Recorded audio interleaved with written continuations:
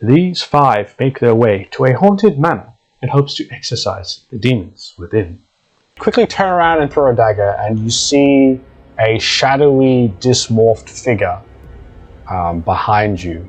Yeah. It's like seems like a stretched out humanoid. And when you throw the dagger, it makes a sound, and the dagger seems to pass through. Okay, I run back inside. The most logical thing to do. Whilst journeying through the haunted manor, they find pixies, creepy crawlies, and weird apparitions. But sometimes the hardest battles are within the party themselves. We have to kill. Do we have to shed blood? Can't we just like knock him out? Dude, the karma. If we go around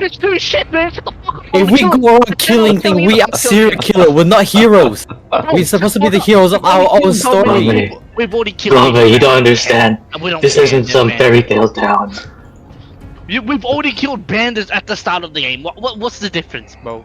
What is the difference? Is because we were self-defending. This is an harmless sleeping person. No. And other times, the hardest battles are with Lady Luck. Fucker than that one. Firstly. Are you kidding me? What the hell? You can't be that bad. You cannot be that bad. You got 2 nat 1s in a row, dude.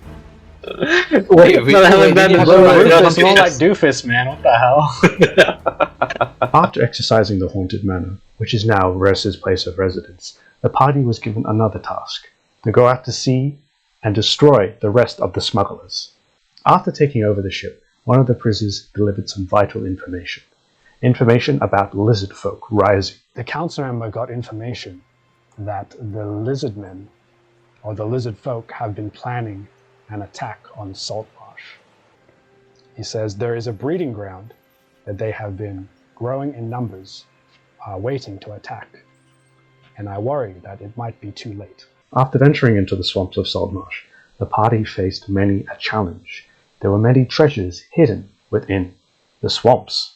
Some were too tasty to let go, such as the giant frog eggs that Rufus ate. Okay. You feel really sick. You think you might need...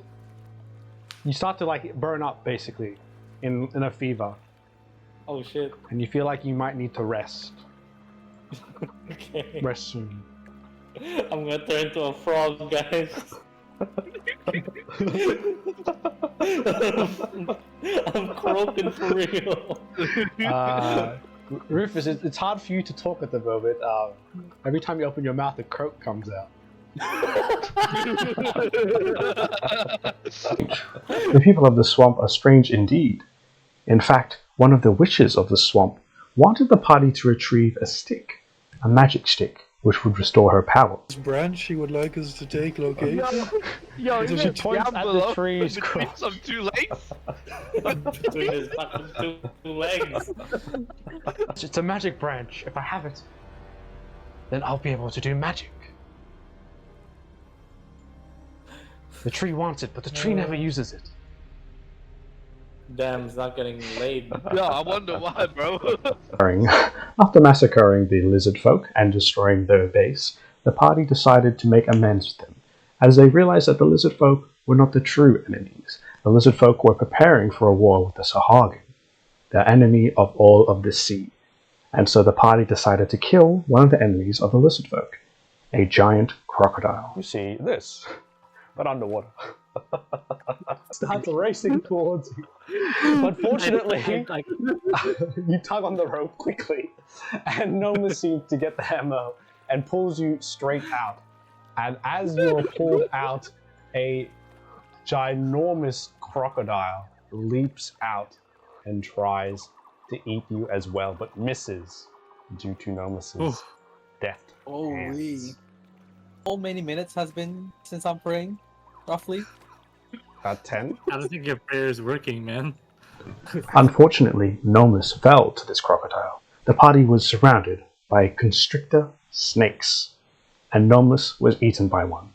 After the giant crocodile was slain, the party returned to the lizard folk lair, and the witch friend was able to restore Nomus to a similar state that he was before. And now here we are. The party has returned to Saltmarsh, but more trouble is brewing. Tori has been caught by the guards, stealing one of the black pearls worth hundreds, if not thousands, of gold. Tori was taken to a maximum security prison, and now the party is tasked with a prison break, with the help of Ida Olin, one of the candidates running for mayor in Saltmarsh. Ida has promised to help them free Tori and break her out of prison, if in return they will venture out into sea and return her husband. Who knows what's happened next in the session, as Nomus is resting. No More has taken his place. Will the party get along? Will the party overcome the challenges? We'll have to see. Okay, so the party has now finished breaking their friend Tori out of prison, and are now escaping from the guards. They've broken up into two groups. You have No More and Glave, and then the rest of the party to go with Moon or Silence.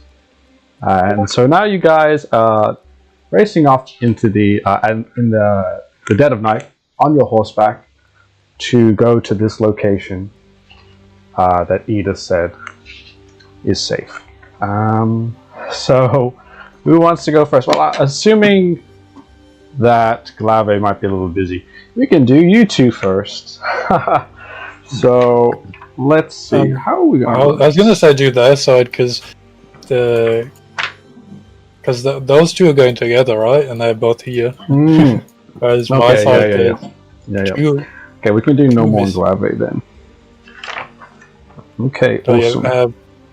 Marissa is still in the guard uniform, by the way, so can she, as the party's splitting, she's technically behind, because she's still acting like she's chasing.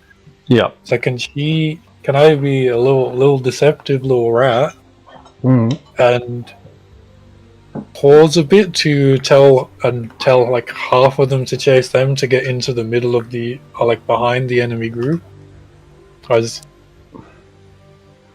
I see. She'll stop here and she'll be like, they've split up, half go that way, and half that way, and then she'll be at the back of this other group that's going the other way, I see. So you want to pause and tell them what to do, and then have them disperse while you're just staying at the intersection. Yeah, she'll be here, but then she'll follow the group going after Moon. I see. Rather than being directly there, she'll be behind the group chasing them. Then, if you get what I mean. Well, you can make a deception check with advantage to do that. Yeah, she's basically going to stop there and be like, okay. Or a performance check, whichever you think you'd like to do. Okay, I haven't done a performance roll. Let's go with advantage, eh? Yeah, with advantage. Okay, 18. Oh, nice. Okay, so in the heat of the moment, the guards blindly follow what you say, and they split into two, and 3 of them go towards the direction of No More and Glave, and the other 3 go towards the rest of the party. I think you guys should be grouped, so yeah, it's easy for me to drag you guys around. Nice. Yeah, you just have to probably move Varessa and behind the group of the guards or something. I don't know if you can group her into them. I think we should be fine. Something like this should work. Oh, he's chasing her. All right. So, once that's happened, I'm assuming you just want to keep up pace with the group that's going northwards, right, Varessa? You just want to keep behind them. That's the group you sent me with, right? Yes, I'll just follow. Yeah. I'll follow behind them. And then we'll move on to No More and Glave. So, okay, you guys are getting chased. And during a chase, you have 2 things you can do, okay? So how it'll go is you can do 2 things, and then the thing will be done. And then you'll have to roll for an event and then we'll just repeat it basically until like you get far enough away, and then you get away from them. So it's a kind of token based. So if you like do something like a dash, or you cast a spell at them, or throw something at them, you'll get like more tokens basically. And obviously you don't know how many tokens you have, but you'll get more tokens of getting away from them, and then eventually after you get high enough tokens, you'll get away from them. And during an event, it could slow them down, it could slow you down, but that's basically how the chase dynamic goes. It's just like round based. So at the moment, at the moment, it's basically your kind of turn in the chase, and so you can either do a dash action, or you can do a spell or attack towards. A dash or an attack? Yeah. On the front, so I think I should probably do something here. I am... This is multiple. So, let me just explain a little bit about dashing. So dashing is good because you get away, but if you dash too much, you actually get exhausted. Me or the horse? Oh, well, the horse. And then you can jump off and run, but I don't know if you can. Okay, let me look at the map. Let's see. Can I ask a question as well? Is this the actual distance? No, it's much further. Okay, it's much further. Okay, I just wondered because if Ressa was that close, she might do something, but she wouldn't have enough time, I don't think. So it's okay. I'm not sure about normal. I am gonna dash towards this direction. Yeah. Can you see my arrow? Yeah, this direction here. At least that's what I can see, right? Mm-hmm. Okay, so I'm gonna use dash. Okay. So you can dash the amount of times equal to your Constitution modifier plus 3. So I think Constitution. So my Constitution is 13 plus 1. So whatever the modifier is. So you'll have 4. So your modifier is plus 1, and then you just get 3 for free. So you have 4 dashes to use. And so if you want to do a dash, that's awesome. So you'll have to make a Constitution check. Okay. Is that for like additional dashes, right? That's to avoid exhaustion. Okay. Yeah. You know what? I'll use 2 dash. You can only use 1 dash. Oh, really? Yeah, 1 dash per round. Oh, so when I use dash, I have to roll for Constitution? Is that right? Yep. Okay. You still get the dash, it's just to avoid being exhausted. Yeah, okay. Let me see if I can roll one thing, and I got a 18. Okay. That's if I don't modify it, I think. Yeah, that's fine. You pass. Yeah, it's 18. You pass. It's basically like 10, basically. And then you pass. Okay, so I'll probably let you move my character based on the distance. Yeah, no worries. Yeah. Yeah. Oh, back to cleaning. Alright, have fun. No more. What would you like to do? Oh man, since it's turn based, so I can only get 1 turn. This kind of sucks. You could attack them. Fine. I could, but then I'll get hit because I'm right next to them. Oh, true. See, because we're right next to all 3. So if we can just separate 1 off, then basically we can kind of turn a little bit, do an attack, and then blitz off again. Yeah, I don't think that involves multiple targets. It's just against targets. So. All right. So to me, they are visible. Yes. Yeah, you can see them. Excellent. I like to make a dash. Okay. Constitution. Oh, wait. So I have +2 here. So is it? So you'll have 5 dashes. Oh, okay. What I get? Oh, 21. Poggers. 19 plus 2. Alright, nice. Wait, so if we roll in that 20, we get an additional, I presume? Yeah, sure. For free? Like, Poggers? Yeah, okay. sure. Yep, that's it. Nice. Alright. Okay. And now it's time. It's time. Either one of you, or both of you, if you want, can roll for the event. Alright. If both of you roll, though, that means 2 bad things can happen, but also means 2 good things can happen. So it's up to you. I think Yo, no one. You wanna risk it? I think the odds of us surviving is way better. I think only if one of us rolls. If it doesn't matter if even one good thing happens. If one good thing happens, that's a bonus. If one bad thing happens, that's the best of the worst case scenario. You know what? You just roll a nat 20 on persuasion. So yeah, you do it. I rolled -1 before. I don't trust myself. Okay. Wait, which one do I roll? Just do a regular d20. Oh, Just a regular d20. Yep. Dice roll. Roll 1d20. I got 14. 14. Okay. Nothing happens. Oh, hey, so we made it. We made it. You're free. No. Yeah. Okay. That's so you good and guys bad. move ahead, and they'll come after you a bit. Okay. Awesome. All right. Now we're in an interesting situation. So because Tori, Rufus aren't here, it'll just be you, Varessa. So we'll have to see how this goes. You'll be rolling on the behalf of them, basically. For the group. Can I ask, because Tori's on the back of here, can Tori be firing some arrows by perchance? Like to disrupt them? Like, cause she's on the back. Yeah, she could. She could. Because technically it'll be silence doing the running, right? So. Yes. Okay. She can fire some arrows.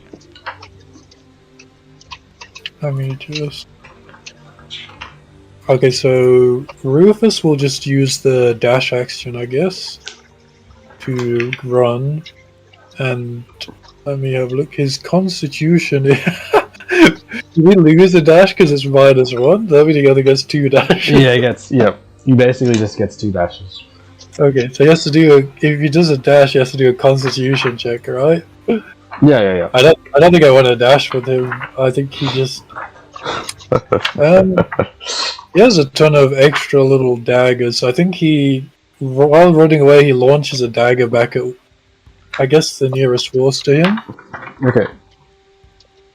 So I guess I'll do a dagger throw to hit with Rufus and a bow shot with Tori. Both one at this one and one at this one, trying to basically disrupt the horse. Yeah. So Rufus's is his dagger hit should be this one here. He's just using a normal dagger because he might not get it back. He I guess a 19 does a 19 hit. The 19 hits. Okay, so Rufus throws his dagger and it seems to slow down the guard. He threw it at the horse. Can I do damage against the horse? See if he can kill the horse? Yeah, you can roll for damage against the horse. Is that one? Yep, that is the one. Oh, he does 4 damage to the horse. Okay. The horse is injured but still alive. I guess, okay. And Tori has a short bow, so Tori will shoot at the cloak. That's the one, right? Yeah, short bow. This is a 23 hit? Yeah. 23 hits. Okay, Tori does... What is that? That damage there. Oops, that nearly... Tori does 9 damage to the right horse over here. Okay. The right horse is still standing, but it is wounded. Okay, and then I guess they'll just... They move a certain distance, right? Or do they... As well, but obviously... Yeah. Okay. And you're just following Varessa, so you don't want to do it. Varessa will prepare a spell. Okay, prepare a spell. Yeah, like so it's ready to cast, I guess. Etchy. Gee. So these two horses to the right are injured, right? Yeah, they're injured. Okay. Definitely injured. What is the thing she can do with this one again? Seeing that those two are injured, Varessa will use her staff, I believe, because they're not that far apart. Where is the... Not that. Yes, it should be that. Let me just click on the other stuff to make these. She'll do I believe it's called a sweeping attack, but I'll just double check.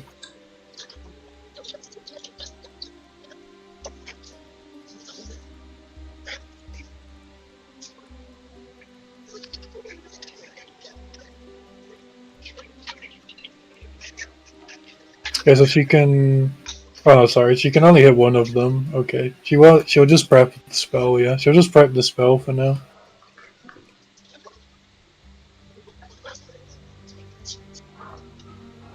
And hold her turn.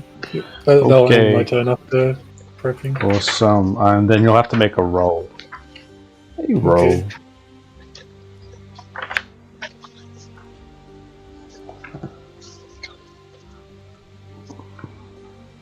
Okay. For each character or just for us? Just one roll. Just one roll. Just a d20 For the I take group. it? Yeah, just a d20 for the group. Alright. 8. An 8. 8. Okay. An 8, huh? An 8. Okay. Damn, maybe I should have got Varessa to just whack one of the horses on the arse with the staff. But the other was just smash it. Okay, so with an 8, a stampede of boars begins to rush past the up-and-coming path. Ooh, so they come over on the front. They're just crossing. The road. Oh, crossing. Yep. And the party will have to make a dex saving throw. Just Wait, as does that include us?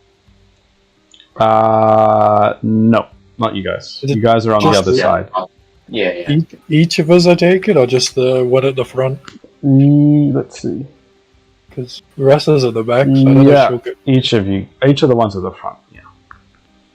Okay. 15 from Tori. After pass. And 19 from Rufus. Alright, okay. So you guys are able to go past the boars in the event. Take it, they just jump over the top of them? Yeah, they just jump over. Yep, just jump over them. Okay, and let me see. That should be... Actually, I'll have a roll for you as well, Marissa. To see if it interrupts you guys. Oh, can Marissa do deception and do deceptive action to startle the horses in front into running into the boars? How do you want to do that? He's going to use Druidcraft to make like a sound of a... But it's going to be like right behind the horses, like underneath them, the ones in front, to spook them. So you're going to make like a... I guess a dog barking suddenly just appear underneath the horses, like a... Yeah. Just to try and spook their horses into running into the boars uncontrollably. Okay. Yeah, you can do an animal handling then. Animal handling, eh? Okay. I see it. Let's have a go. Okay, that's a nat 20 plus 1. Okay. 31. Okay. So the boars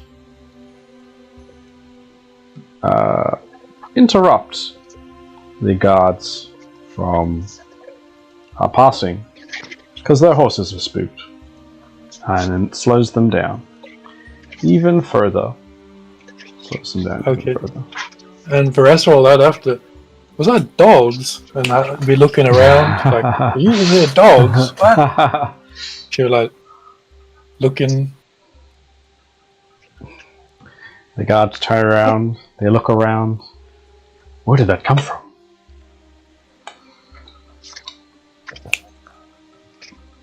Okay, and so now we'll move back to No More and Kalauve. Okay, what would you two like to do? Let's see. How many people are chasing us right now? So you want to is it 3? Yes. 3, okay. 3 guards. Let's see. Let me have my spell slot.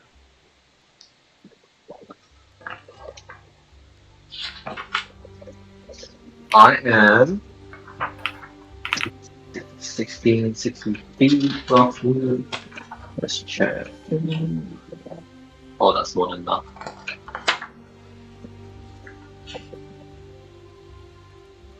I am gonna be. Oh shit. What's Rome's condition, by the way, in D&D? Is that like groveling on the ground thing, like the prone condition? The prone, yeah, that means that they're basically like flat on the ground. You know what? That's fine. You know what? I am gonna quickly turn around and look at the one that's closest to us. Will be this guy right here, and I'm gonna use my command spell to make him flee. Okay. To like get him to dismount from the horse, or like as in like he will take his horse and just like go the opposite way from me as oh, fast as possible. I see. At least that's what the command says here. Yep. Okay. Yeah, make your roll. Yeah. The person has to wisdom, right? 13. Wisdom. Yeah, wisdom saving throw 13 or above. Let's see.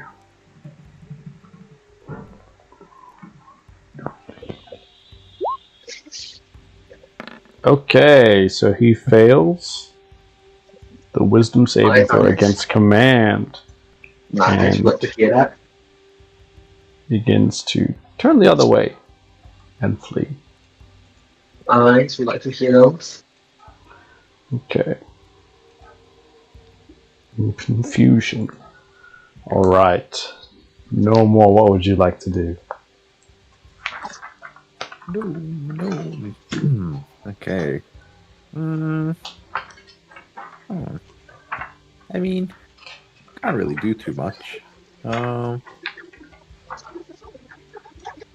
don't really have any ranged attacks.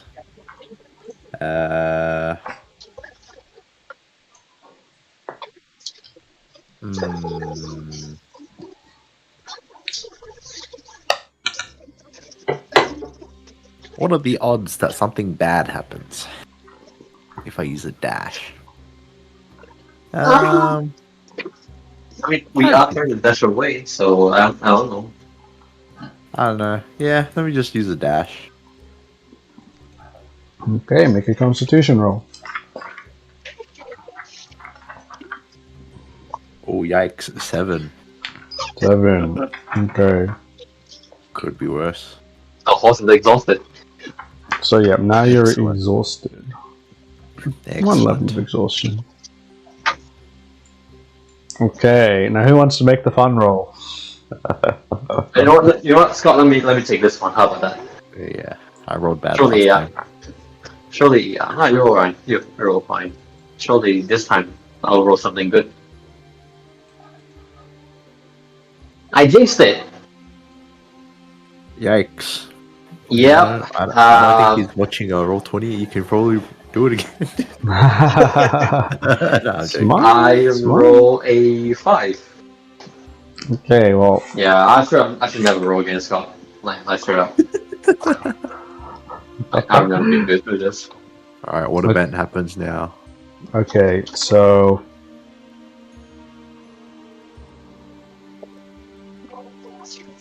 Okay, this is an interesting one. I'm trying to think about how to make this relevant.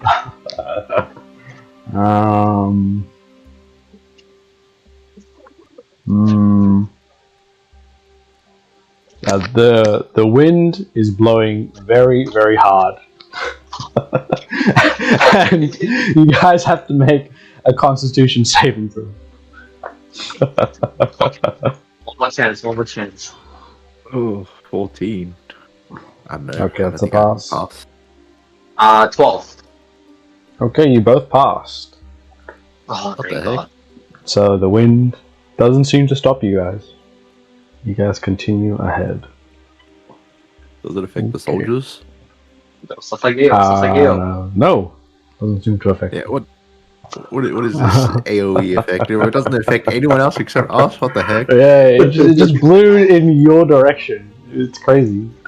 No PvE.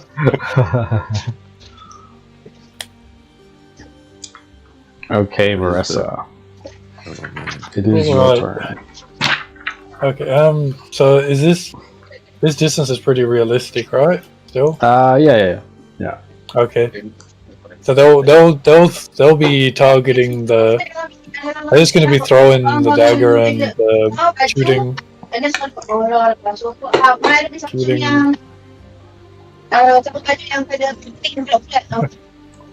Don't mind. Okay. Oh, does 13 hit for a dagger throw? No. Okay. Rufus launches a dagger and he misses. And he misses. I put it in the general over here for how many daggers he's losing, but these are just the normal ones. Gotcha. And then Tori will fire the bow. 11. I guess that's a miss. Yeah, the misty. Shoots it well. And then I guess, yeah, they'll just keep running. Then I guess they'll fire some attacks, but the distance is too great, so they just both shoot it wide. And Varessa. Yeah.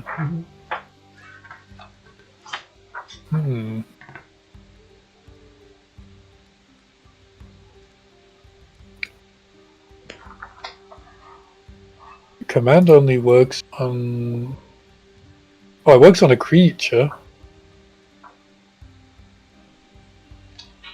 Interesting. Okay.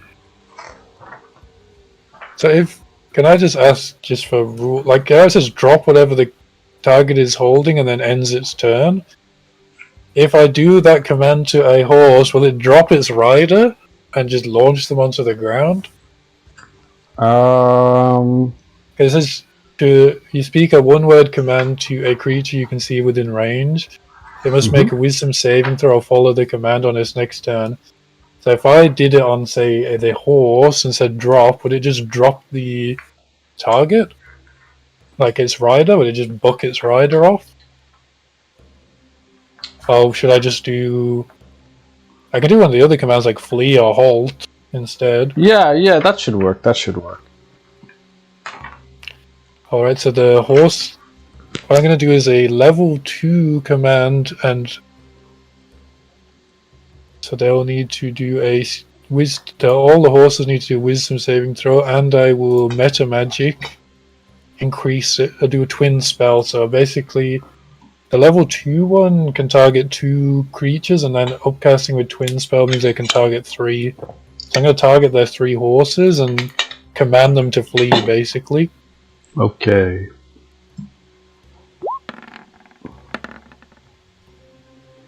Okay, that's 3.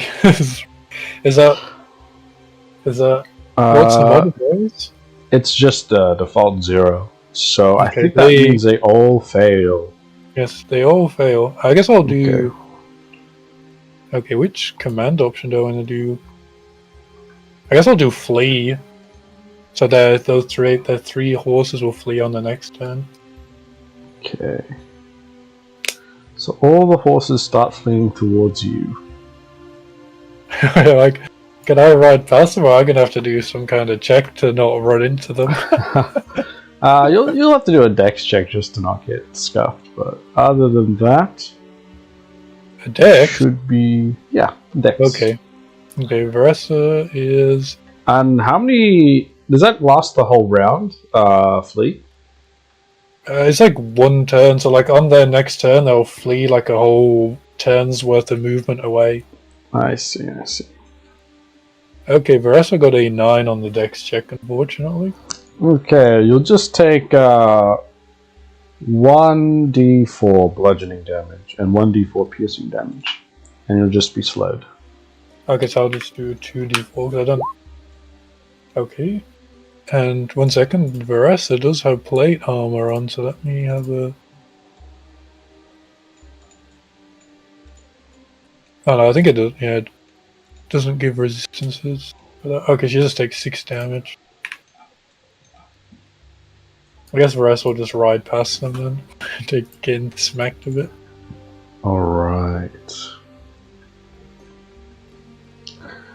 Alave and no more.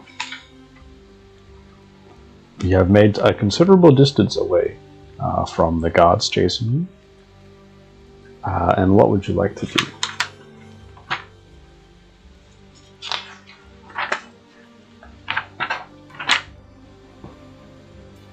Could also do nothing. That is also Is Lava here? He might be AFK. So no more. What would you like to do? Excellent. I have a look at this. I have a look into my funny bag that I received earlier on in the day. Smile. I find this weird looking jug. It spells alchemy jug on it. Alright.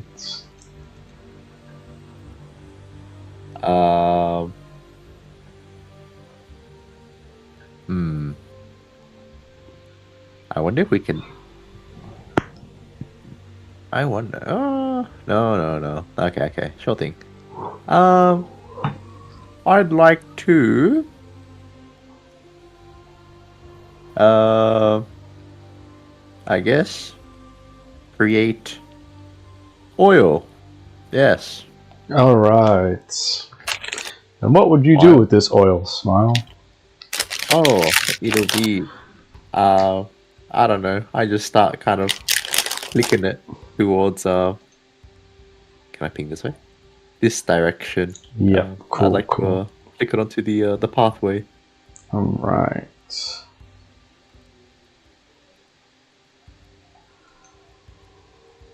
Okay, yeah, sure. You can do that. So you pour your alchemy jug over on the road, and an oil spill appears. Do you want to draw it, or do you want me to draw it? How It'll be basically like the size of the ping. It may be a bit smaller. Like half of it. I don't mind. Let me draw. Okay. And then I will just do a dash action for Glauve.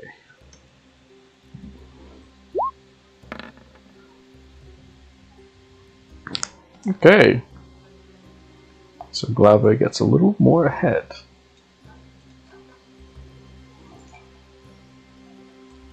The guards move a little closer. And on their next turn, they will experience the oil.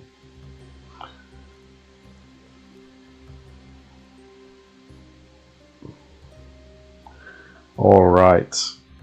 Since you're here no more, why don't you make a d20 roll for me? A D20? Wow. D20? Oh, dang. Wow. Is that wind die here? Oh, wow. We got a 4. It looks like our legs are breaking as well.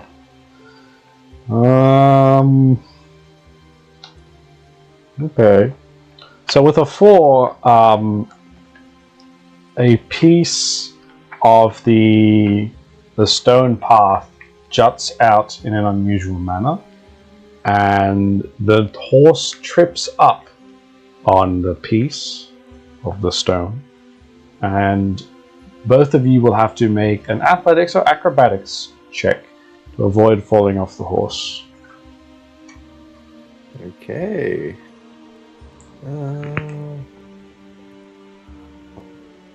Oh wow. Yep, I just fall off. Smile. I don't even land on my feet. I might as well have just broken my arm. I got a 5. Oh yikes! On the bright side, your horse keeps on running forward, so I don't know, and your frog jumps down with you. So Excellent. I'll roll for Glove as well.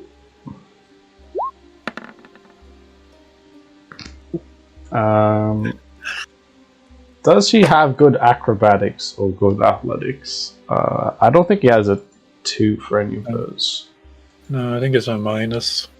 Yep, so yeah, he will have to be dismounted from the horse. Okay. And the horse keeps running away.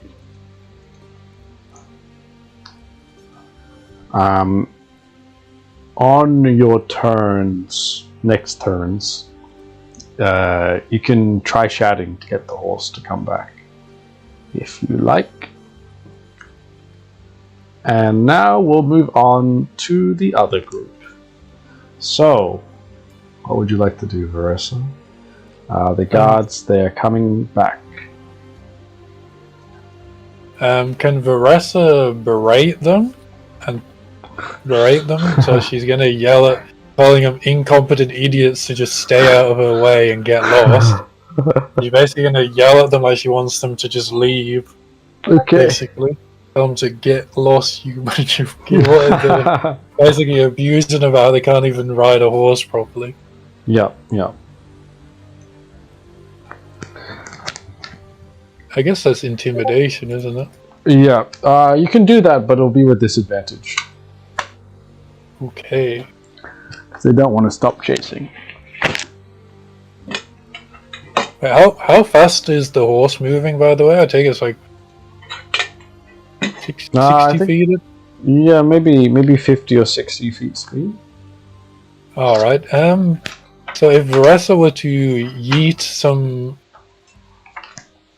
of this powder, would it go behind her only, or would she affect I don't think she'd affect the party in front of her if she chucked it over her shoulder.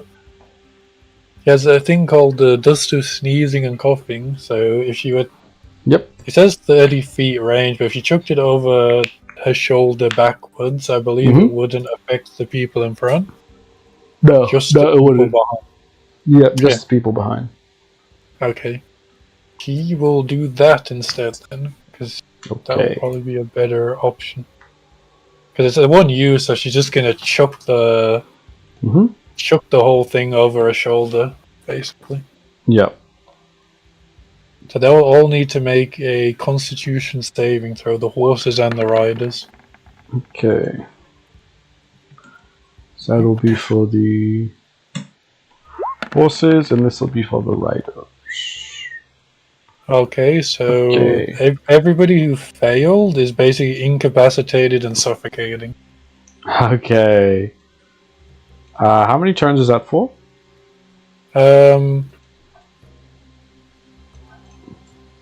As long, basically, until they can break free, either they'll keep failing and they'll eventually just knock themselves, they'll pass out. I see. Or they, because this is a wondrous item, or they pass and they're okay.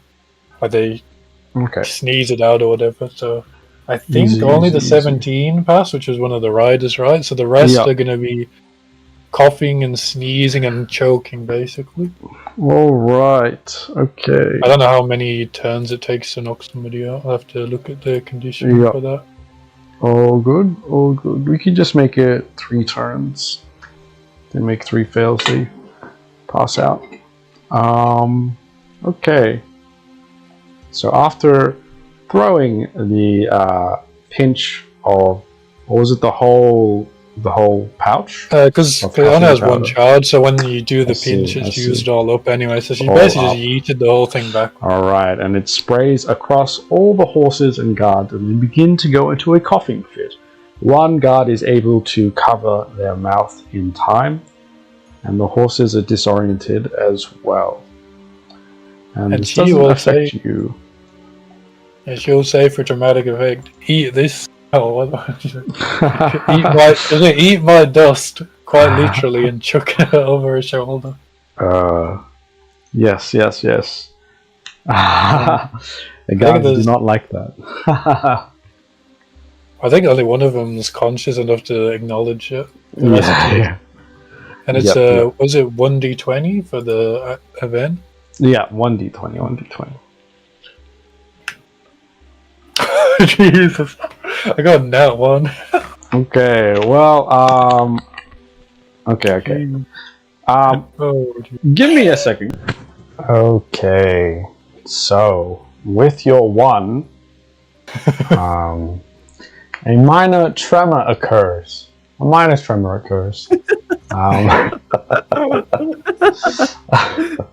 doesn't affect the balance of any of the horses. Just a minor tremor, but you hear the sounds of movement happening up above here, and you see that the tip of this little guy hangs on the edge of the hillside. Right, so these guys are okay. It's just gonna hit Baressa. I already passed and it comes all the way down. And it just slams down. And you'll need to make a acrobatics or dexterity check It's basically the equivalent of getting smited. to not get squished by the wagon. Hey guys, I got a 3 minus 1, so I got a 2. Okay, well, so the wagon lands directly on top of you, kills the horse immediately, Marissa. Okay. And at the moment, we'll just say you can't control your character. We'll just say that at the moment. Okay. You break both your legs. But on the bright side, the wagon does block the way for the guards, so they can't pursue anymore. Alright. Can't pursue the other 2 anymore. And so they are able to get away. Just leave me. The silver lining. The silver lining. Okay, don't worry. Yeah. And of course, the guards that were chasing you, they rear their horses and they look at what's happening. They should. Oh wait, they're coughing. They're coughing. Okay, so yeah, one of them, it just is taken aback by what's happening. His friends have just started coughing, and you were just, I don't know, squished by a random wagon. He makes a slight prayer. Did I deceive them? And I said eat my dust, didn't I? They definitely. Yeah. So they. They know that you're lying at the moment. Okay. All right. So, Glauve, well, if you're here, what would you like to do? You've been forcefully dismounted from a horse. Glauve, your mic. I think he's at a lecture at the moment. Smile, double smile. So I will control his character for him. Unless, I'll control his character for him. But then Beam's got a dirty 20, by the way. So he dodged the wagon, but not me. Oh yeah. That's all good. So Glauve, you will call back to your horse, and your horse will come back, and you'll just remount your horse on your turn. No more. What would you like to do? You can call back to your horse, it'll come back. Damn. You could do something else. Oh, we could just beat him, I think. that's the better option. But then again, I don't know how much HP they have. It could be bad. Very tempting. Very tempting. Oh, also, you guys, you hear a crash off in the distance. A massive smashing sound. Something very heavy fell down.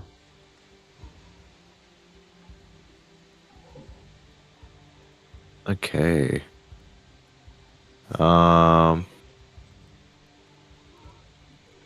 Let me think to myself real quickly, because I don't have anything here that'll be of any use.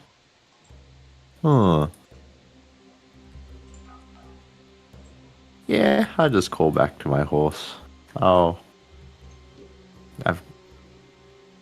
pretty sure that should be fine for the time being. All right.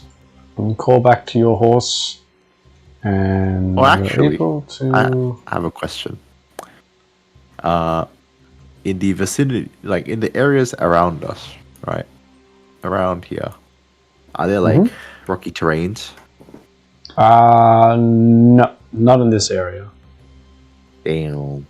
Just some trees. The other side. Okay. No, that's alright. Yep, I go back to my horse. Alright, get back on your horse. Okay. And the guards seem to have trouble passing through the oil, so they're a little bit stuck at the moment. But other than that, I'll need you to make a d20 roll. Wow. I had to break my legs this time. Oh, wow. What did you get? And that one. Are you sure? Are you sure? I'm dead serious. I'm not lying. You'll have to copy the cart because somebody's just ditching carts in the hill. Another cart comes out from nowhere. Okay.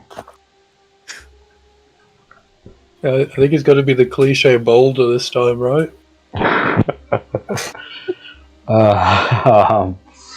Okay. Let's see.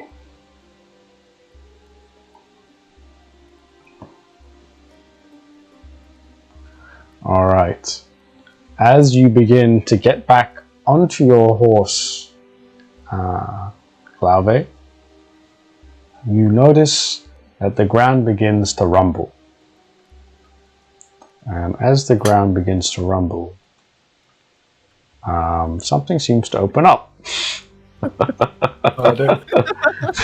It is the ground. The ground begins to open up. And a giant trap pit opens up. Oh wait, that was supposed to be me. It's that one. Is you? What? You? We'll make it. I'm rolling for the event. Okay. The event, yeah. Okay. And Glauve and his horse disappear down this pitfall trap.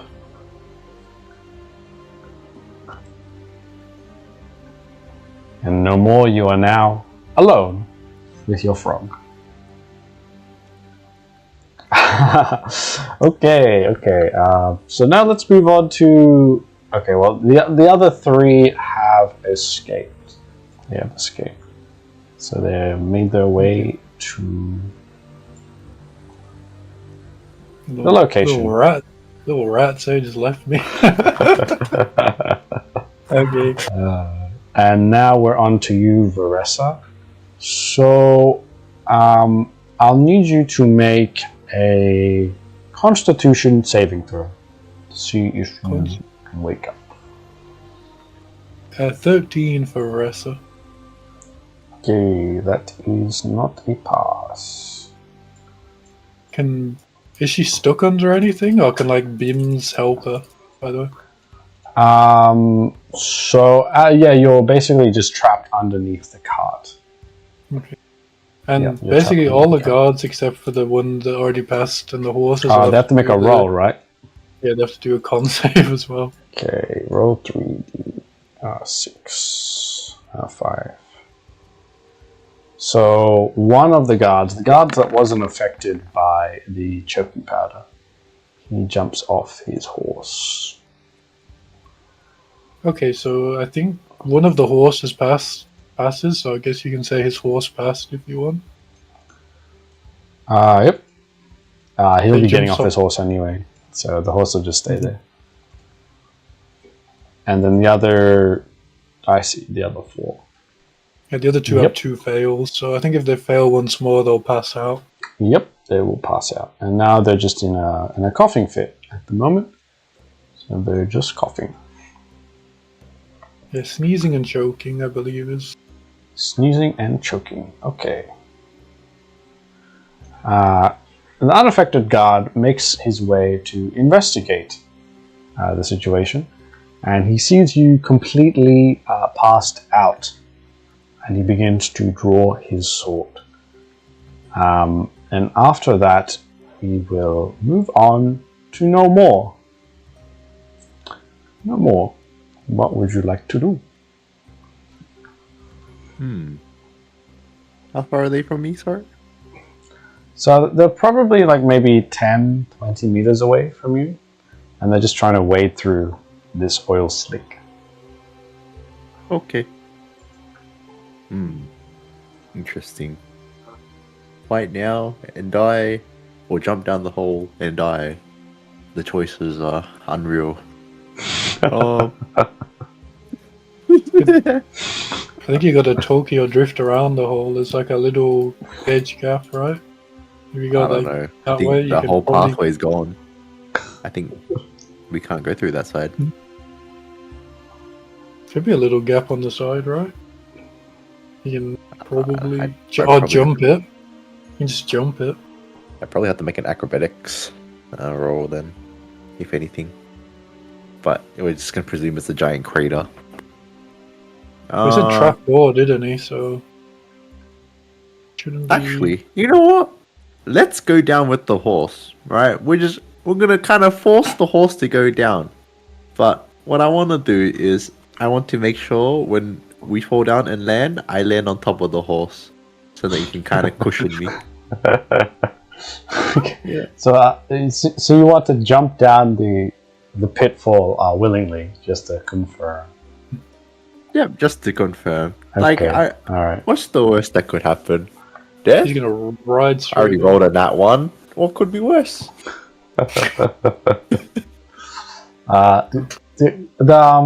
You could, before jumping into the pit, you could have the opportunity to maybe look down the pit, if you like.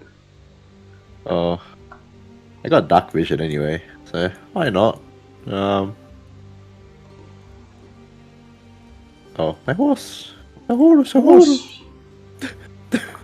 It's a horse! A horse! Wait, why am I? Oh, I think it's because it's grouped for him, but not for you. So if you move yours back on top, he'll move it for you. Okay. Group? Good enough. Okay.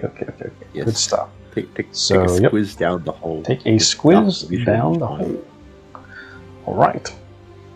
And you hear Clave crying out for help. He seems to be gravely injured. And it just seems to be a regular pitfall trap. There are no spikes at the bottom, and it's around maybe 15 meters deep. Maybe the size of a few people. His horse is dead. But Clave, he cries out for help and he says, I'm injured. And he seems he can't get out of the pit. And there's nothing else inside the pit. Oh, man. Oh, he's back? Is that my frog speaking? He can't hear you. Very quiet. He has also lost the ability to speak due to his fall. Oh, is that just what he sounds like underneath? I see. Yeah, that's what he sounds like, yeah. Oh, I see. Understandable. Okay. Well, I kind of have no choice here. Alright. I have a rope in my bag. How do I... Do I? Yes, I do. How long's rope usually? Should say on the description if you click it. Depending which one you selected. It should be like 50 feet? What, you just...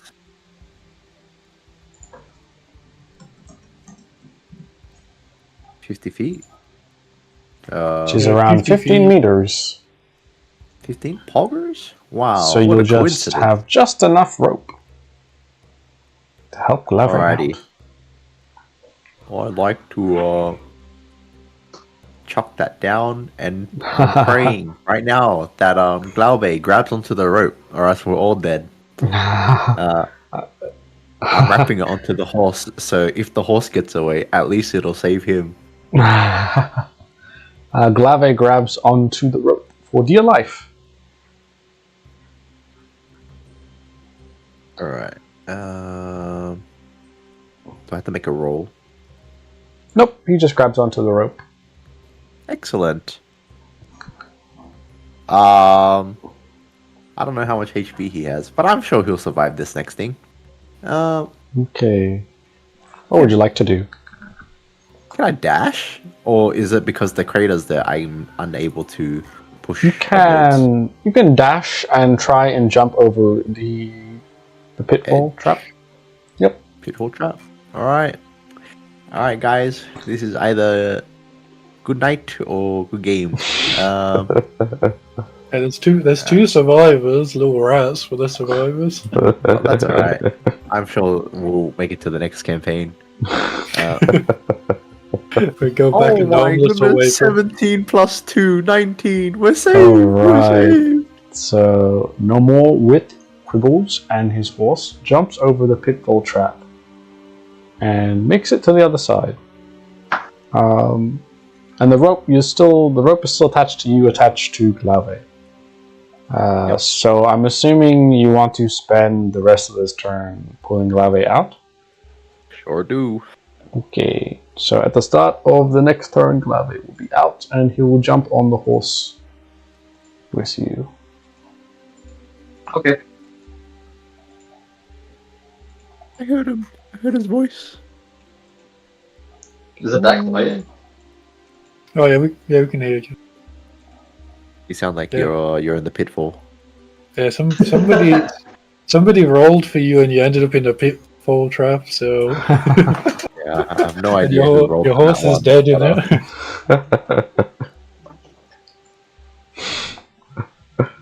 know.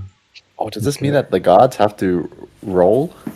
Yeah, they'll have to get over it roll too? straight away. Yeah. Excellent. Otherwise, something bad might happen to them. Okay, so the other guards, okay, they have to make rolls. These four.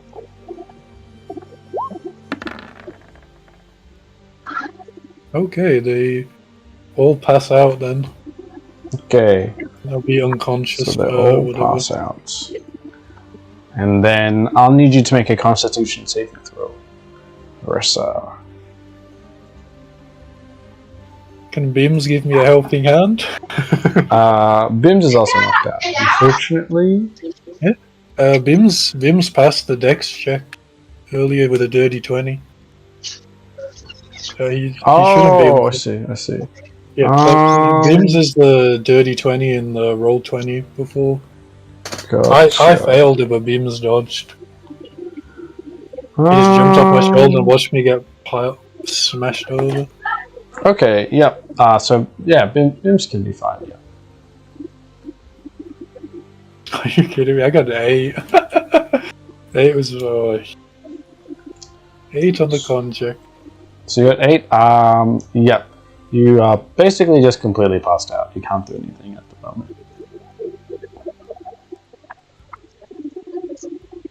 You said the guard was drawing his sword, correct? Yeah, drawing his sword. Alright.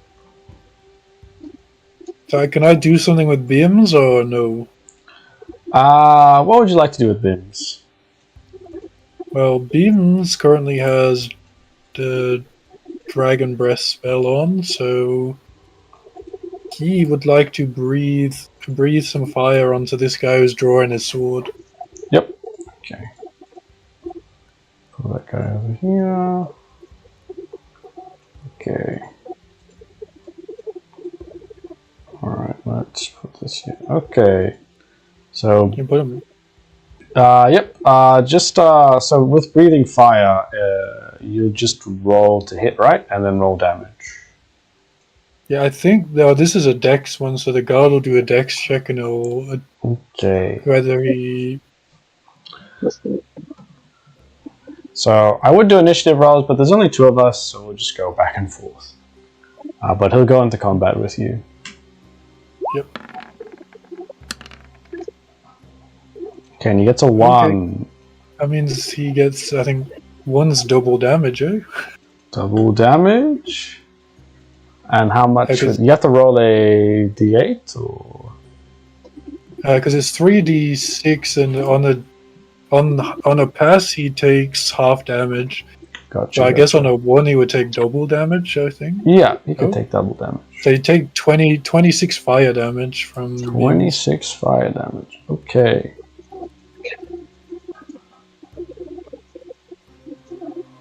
So he is completely burnt to a crisp.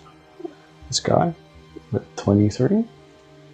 Yep, he's completely burnt to a crisp and just falls on the ground and dies.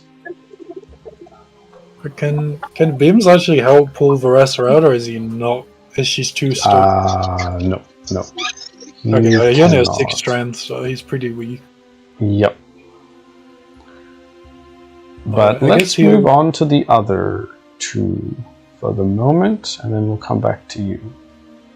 So, No More and Glauve, you guys, what would you like to do at the moment?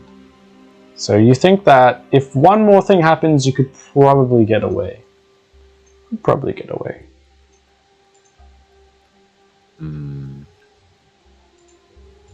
Of course, the guards still have to jump over the trap.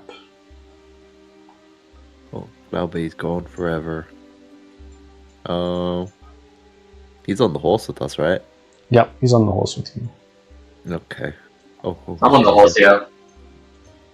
Excellent. What would you like to do? You have to heal anyway. You're super low HP. Am I just below? Oh, well, okay. I would like to... You actually can't walk at the moment, Clavy. Your legs hurt too much. So I'll just be on... Oh, am I on the horse, right? So at the moment, you can maybe cast a spell at the guards, or maybe try and heal yourself. No, I'll just heal myself. Okay. Cast... I'm gonna cast Cure Wound. Yep. On myself, which will use 1 spell slot. Okay. You feel much better now. Oh, do I have an HP? Or... No, it's fine. It's fine. Okay. You just restore yourself to normal.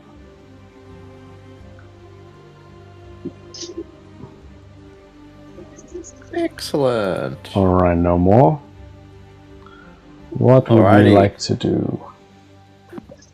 Mr. Galve, would you like to take a gamble? What, you want me to roll again? If I roll for a dash, we might die. Wait, are we rolling? No, we can just get away, or we can decide to fight, depending on if you want to. It's totally up to you. We could fight. We could probably win. It's only 3-on-2, but I'll just be the one in combat. I'm down. You're down. Yeah. You're down. Yeah. You're down. Oh, we're down to feeling fight. Oh man. All right. I mean, you convinced me, man. Prepare a spell for the person that jumps over. Can we attack them mid-air whilst they're jumping? Yeah, if you make a reaction, then yeah. Prepare? Oh, the damn. Okay, down. Yeah, you can prepare a spell as a reaction. Oh, as a reaction? Nice. Yeah. Okay. Excellent. Alright. So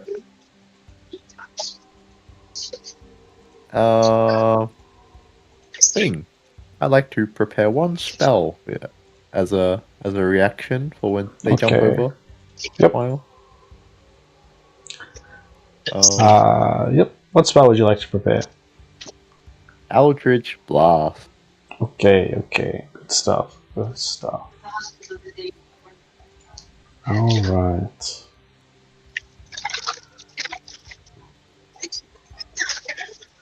Okay, so you prepare a spell. And now we'll move on back to Aggressor. And Bims. Well, Bims can't really do much. If that horse isn't unconscious, so he can technically pull the reins. I don't know if that'd help. Yeah. But Bims, at the moment, Bims hears the sound of a horse coming back. It seems to be Silence. So has returned with her horse. And she scouts out the situation.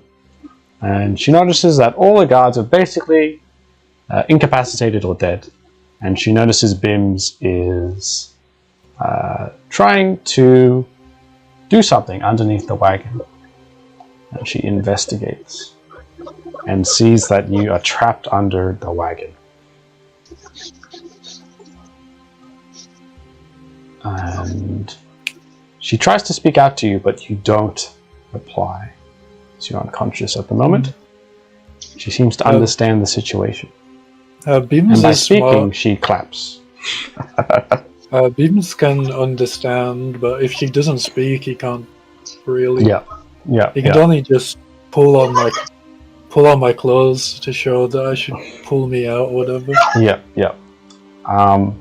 And Silence gets what Bims is trying to convey and uses Mage Hand to break free of some pieces of wagon and pull you out from underneath of the wagon. Of course, the horse could not be spared, but now you are pulled out from underneath the wagon, but they're still unconscious. Silence basically helps you up onto the back of her horse, and I'm guessing Bims is just resting on your shoulder at the moment. Yeah. Okay.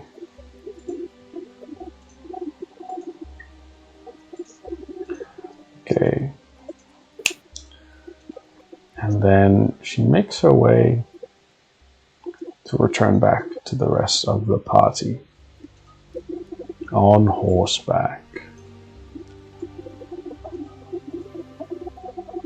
How are we gonna do this? Yeah, this can work. Alright. Now, the guards chasing Glauve and No More are forced with the decision of jump over the pitfall trap or to try and attack the party from across it. But none of them actually have ranged weapons, so so two of them try and jump over.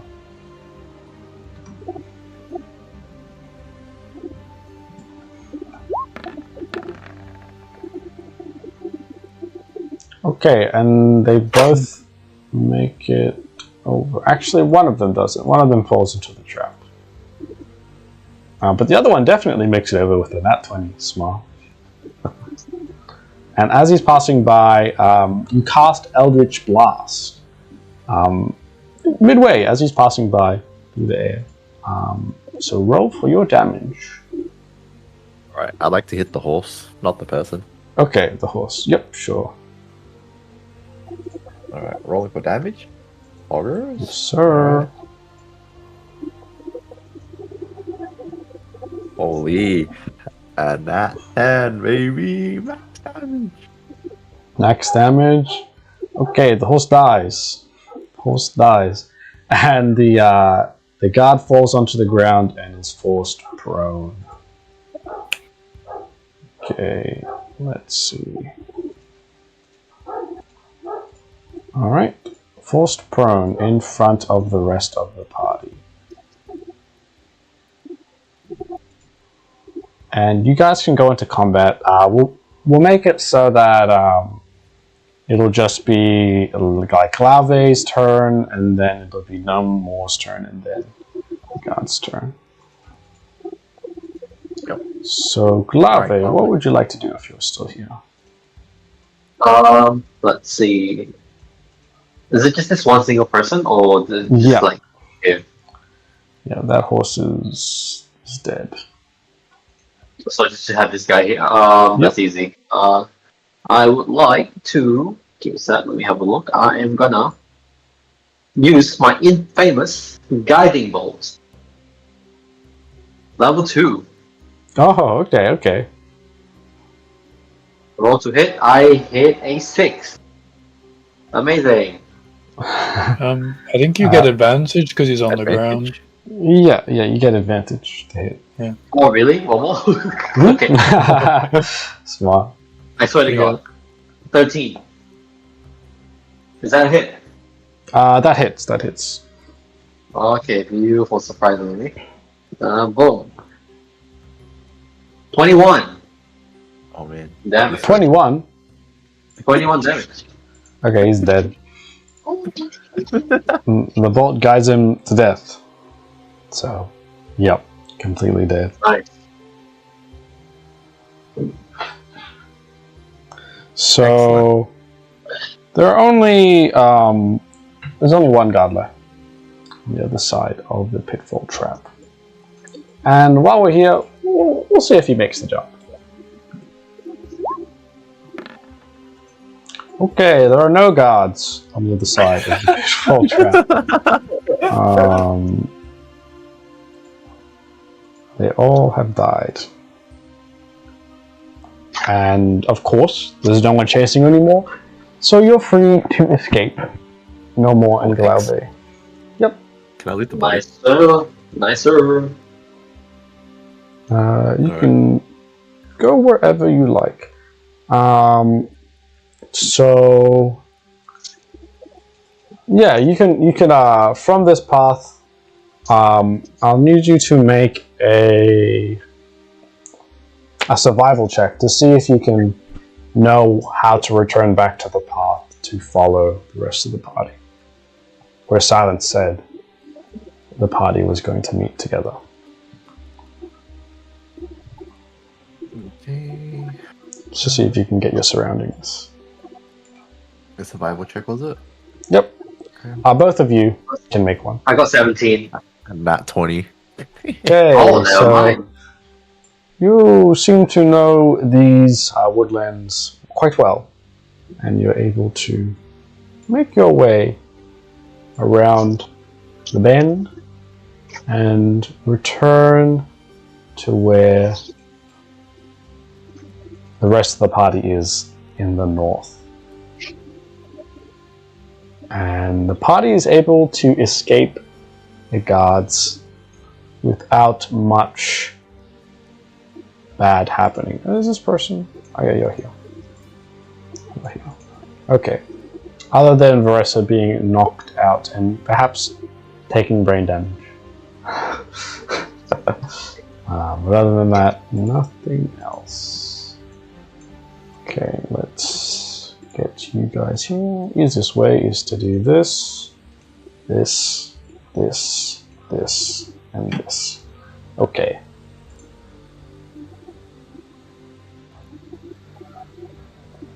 So, Silence guides the party to a secluded location where the party rests and regains their strength after the chase. And Varessa, you wake up and you are nursed basically back to regular health, except for the fact that your head is just throbbing a bit, and so that's basically it. Your head's just throbbing at the moment. Nothing. It's like a long rest then or something, I take it? Like a long rest, so everyone takes a long rest. Right. Silence says that this... She writes on a note, basically, to communicate this, but she communicates to you that this is a more shady part of Saltmarsh, of course, but is the best way to get you guys on a ship without getting the guards' attention, because you guys are sort of criminals at the moment. So technically Varessa shouldn't be a criminal because they didn't see her. Right, but the rest of the party is. I thought so Nomeless and Dick Glauber killed the ones who saw them, right? So they should be clean too. Correct? So I think it should... Yeah, but not all the guards went out to chase you guys. Some of them stayed behind. Oh, so they saw them as basically. So only Varessa's clean because of the guard uniform hiding who she was. Yeah, basically.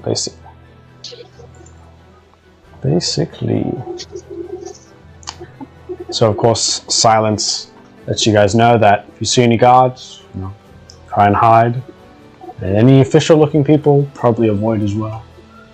And she says, basically, on the note, that there should be someone who can lead you into the small little rowboat that'll take you towards the big ship. She says that the information Ada gave her about the ship and the occupants was pretty loose, but she does... the information that was given was that they're a happy bunch of people. So that's all she knows. And before leaving, she seems to make a bow and puts her hands together, maybe in a way of wishing you good luck before leaving. Varessa will give her a hug to thank her then, because she's the one who rescued her, right? She'll give her a good job and ask if she needs any money. Because she looks a bit destitute. That's what Varessa will say.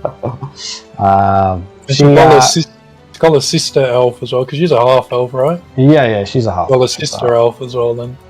Yeah. Ask if she needs anything. Yeah. She shakes her head. She says she doesn't need anything. Alright. Well, Varessa will promise her if she needs a place to stay, that she's always welcome with the Sunstriders then. Yeah. And she'll pass her a piece of paper with Varessa's. She'll stamp it with Varessa's official seal and give it to her. Basically saying she's confirmed to be. Well, it's like a what do you call it? A writ of whatever you call it. Writ of recognition from Varessa. She thanks you for the note, and she writes back on a piece of paper and gives it to you, Varessa, saying that we will probably meet each other sooner than you think. And after that, she disappears into the crowd of the streets, never to be seen again. Okay. So looking for some happy people, basically. Some happy-ish people.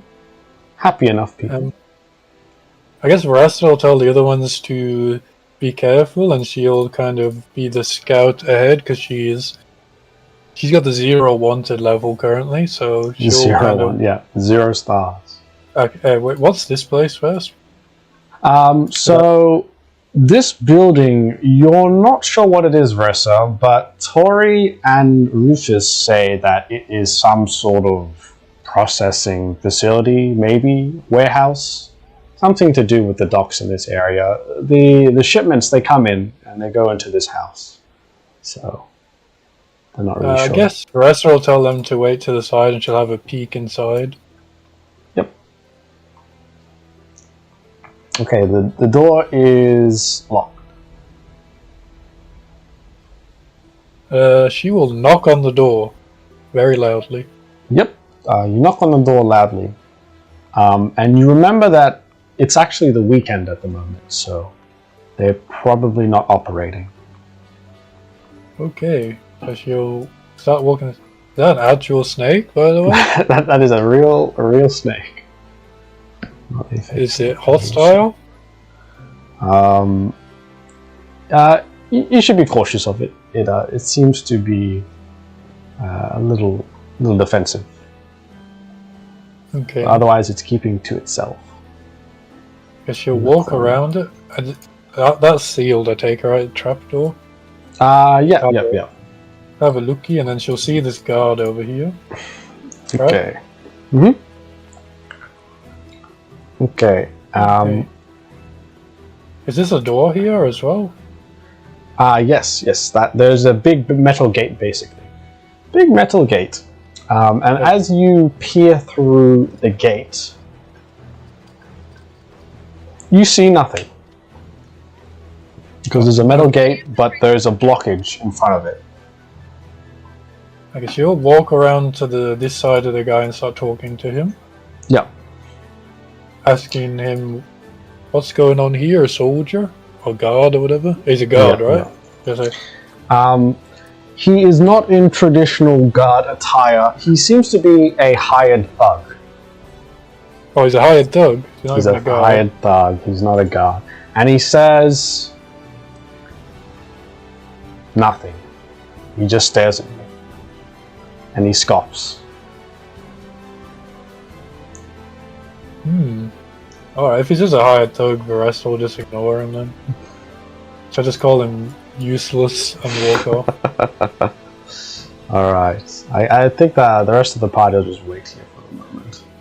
While you're walking around. So there wasn't a way to get inside that building, I take it, or whatever that is? No. But you remember that Silence was telling you that basically you'll have to find like some sort of building, and you'll have to work your way into the building to go to this secret area where the boat is hidden. And she left you here, so you would assume it's around here, and perhaps it is this building.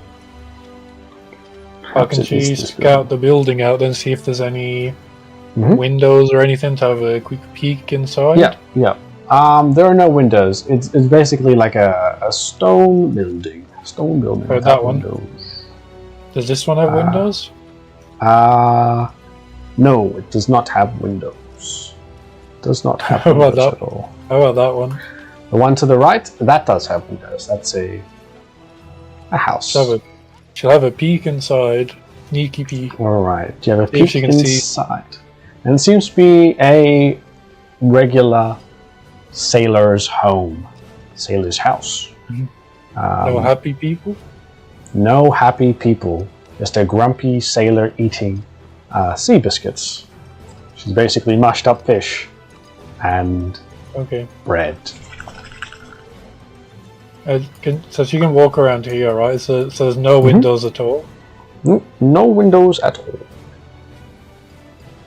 Okay. And this area is basically, there's basically a very tall wall here. Very tall wall. Can she ask Bims to fly to the top of the wall and have a little peek inside and tell her, she'll say, can you see any happy people? And get him to have a look. Alright, so Bims flies over. He'll just land at the top of it to have a look. He'll land on the top.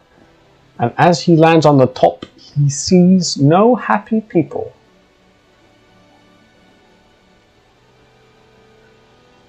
Okay, she'll whisper up to him, and she'll say, "Tap if there's people like that asshole at the front in there. You know, the guy who's at the front." Yeah.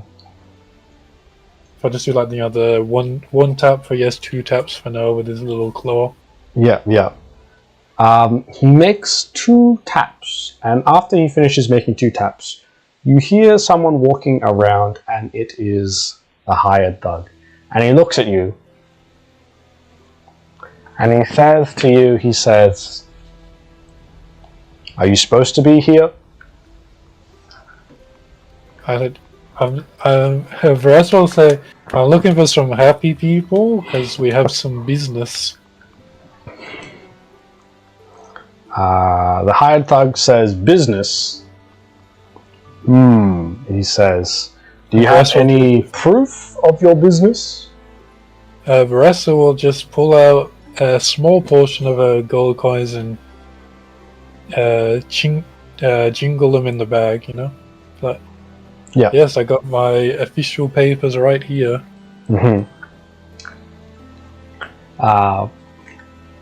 The hired thug says, I was supposed to be looking out for some people, but you don't look like one of them. So, can I ask him who he's looking for? Because my companions are currently laying low. Yeah, he says, most likely one of them. He says, oh, I'm looking for... and he pulls out the note from the back of his pocket. A group of misfits. Yep, those are the kind of people I can let through.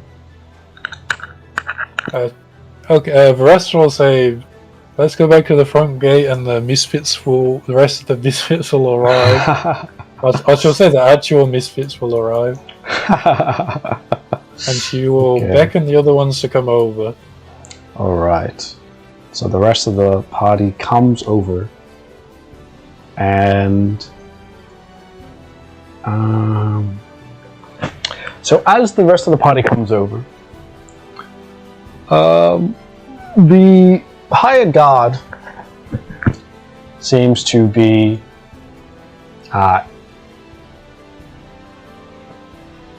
relieved to see the party for some reason. Seems to be relieved to see the party. He makes a quick exhalation as if he's very, very relieved that they are all right. In fact, he seems to be staring at Tori quite a bit. And he says, so, you are the people the boss said I can let through.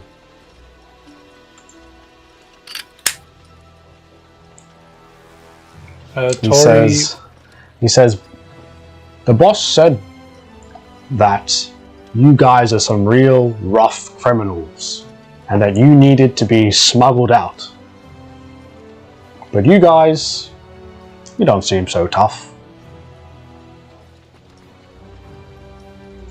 Well, Varessa will, actually Tori will say, why did they break out of again? What's it called? Basically the Saltmarsh maximum prison. We'll call it that. She'll do, you remember in the SpongeBob, is that tough enough for you? She's gonna pull that line with the I just broke out of Saltmarsh high maximum security. That tough enough for you? Upon hearing your voice, Tori, the hired thug says, is that you, Tori? And he pulls his helmet up a bit. And Tori, you recognize that this is one of your smuggler friends from back in the days. His name is Getz. You guys go back quite a bit. Tori will make a pun with his name. I thought you would have got killed. Got killed by now. He laughs and he says, no, this giant greatsword can cut through anything. Tori, you remember that you met Getz around the start of your smuggling days. He's probably 10, 15 years older than you. And you remember that his backstory was he came back from another party that was doing a very dangerous mission off in the oceans, in the seas. And the rest of his party was completely decimated by some sort of monster deep underwater. He was the only lone survivor. And once he returned, he decided to quit his adventuring days and find a more safe way to make money, that being smuggling.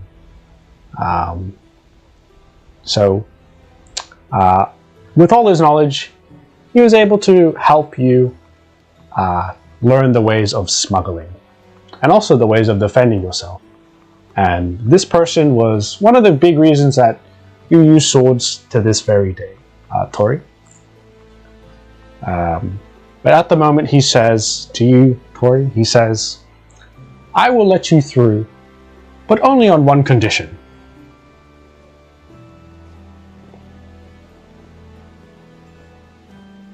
Alright, Tori go on and takes an impatient stance, like a what do you call it? Impatient student. Yeah. He says to you, Tori. He says, "I will let you through if you make true to the promise we made years ago." He says.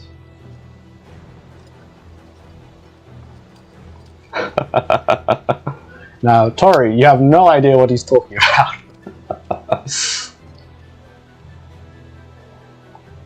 I definitely don't know what he's talking about. You definitely don't, Versa. And he says, we promised to become one. We promised to be married, he says.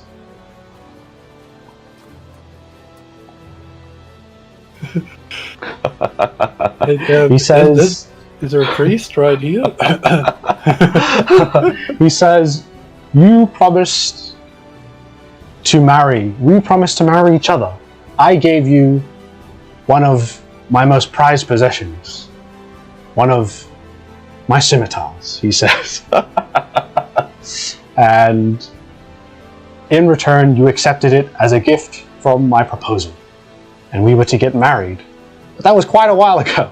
You disappeared without a sight, to do some mission at some manor, and you haven't returned since. Tori, Veressa, Tori's pretty much told you most of everything about her background, and she has not mentioned this guy at all. So, either she's been hiding a lot, or, yeah, she has no idea about this guy. And Tori goes over to you, Veressa, and says... Tori goes over to you and says, I have no idea who this guy is.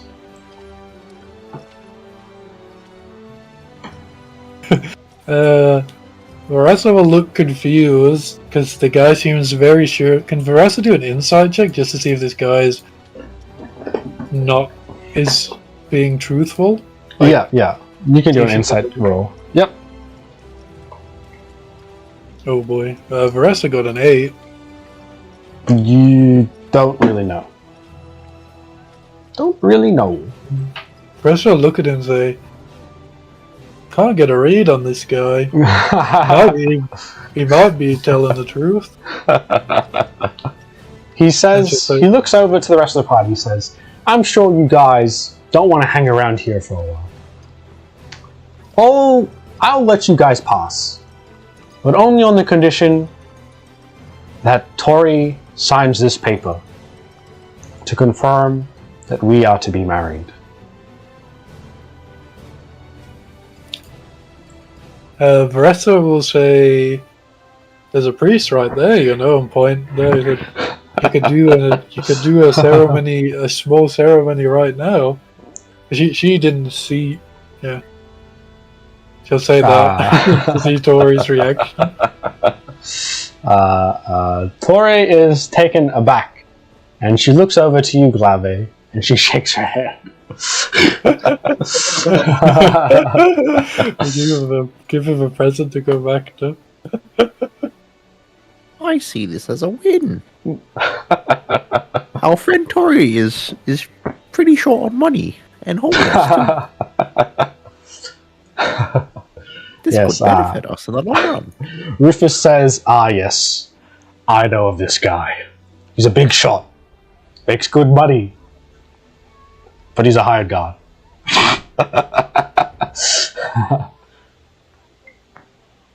And goes over to you, Glave, and he says, are you willing to make the rites and have us be married? I need verbal confirmation from both parties for anything to happen tomorrow. And then maybe Goddess Lyra will personally... Okay, so because Tori isn't here, I'll just have to make a roll for it. Okay, I'll just have to make a roll. You want me to roll for Tori then? You can roll for him. So, okay, we can make it so if it's 10 or higher, she agrees. If it's 10 or lower, she completely disagrees. Okay. So essentially, the wish is gonna be either marry or not marry when he jumps Basically, on next basically. Holy. Okay, who wants to do the D20 for the wish? Oh, You know what? I'll roll. I've been... Wait, Okay. so less than 10 is no, right? Yeah. Okay, because I've known to like low roll so much, I'll do it from the wish. Or for Tori. Yeah. Okay, ready? Yep. Well, imagine if I roll that 20, bro. Bruh, that'd be crazy. That's I when got a 4! You got a 4. Okay. So Tori says no. She says no. She basically says she doesn't agree to getting married to you, Laube. Oh well, then all my hands up tonight. Unless you two have a convo come back to me, then I'll redo this all over again. But until then, please spoke up with one another and resolve this issue. Yeah. Getz says to Tori, how about if I find you a scimitar bedazzled with the most finest jewels, most expensive jewels, and the most highest attack rate? And Tori looks up and thinks for a second. And she says that she will agree only if this scimitar is brought to her. And Getz says, I'll have to take it. I'll have to take it, he says. And he says, alright, I'll let you guys through. And the next time I see you, it will be with another golden scimitar. Oh, can Tori show him the 9 lifesteal one to show how good her current one is? Say, it has to be better than this, and she'll show him the 9 lifestealer. He says, oh, that toothpick, I'm sure I can find something better than that. Used to have one of those. I like the confidence on this guy. He says, I will find you something much better. Does that mean Tori will sign the piece of paper then to agree? Yeah. It'll be basically like when she receives it could be like an engagement ring, I guess. Then they can get married. An engagement scimitar or something. But yeah, I guess we'll head inside then. Head inside, okay. So Getz, the way to open this gate is basically there's a bunch of chains and there's a big wheel. And Getz begins to unlock the gate and turn on the wheel, which pulls up the gate. And reveals the innards of the building. And let's reveal this building. And as he opens up the building, you see that there are a group of men, and they seem to be going through the insides of whatever's inside the building. They seem to be going through. And they turn around and they look at you as you enter the building. And then they go back to doing their work. Or whatever they were doing. You're not really sure if you can count it as official work. Varessa will talk to this one and say, where's the... I guess because you said you were supposed to see the boss, right? I'll say, where's the boss? Pointing because there's a stairs going down and the stairs going up, right? So you talk to this sailor and he says, the boss is just down there, where the unloading docks are. He points down the stairs. You'll go ahead to go down there, I guess. Then. Okay. And you walk down the stairs, and as you walk down the stairs, you see that there is a holder, a sort of weird crane holder that holds a little supply boat, and there is one person who seems to be just standing with his back against the crane, and the crane, over the crane, there seems to be a boat, a small boat that carries supplies. I'll say, you the guy? He says, I'm the guy. If you want anything to get out, you'll have to go through me first. He says, but it'll cost you, he says. This business isn't cheap. And he says, and we're not really running on official hours. It's the boys' days off today, so we'll have double the rate today.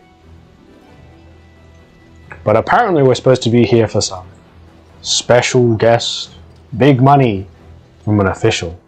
So we can't really say no. But is Ida supposed to pay them? Or are we supposed to? So, Silence said that Ida has paid for everything. I'll say Ida's already paid for us. He scratches his chin and he says, I don't remember getting paid. I was told the payment would come from the person themselves. Say, you wouldn't happen to be the person I'm smuggling, would you? But did the others not follow me? Yeah, I'll pull them up. I'll say we are, and the council already paid, unless you want to back out of your deal with her.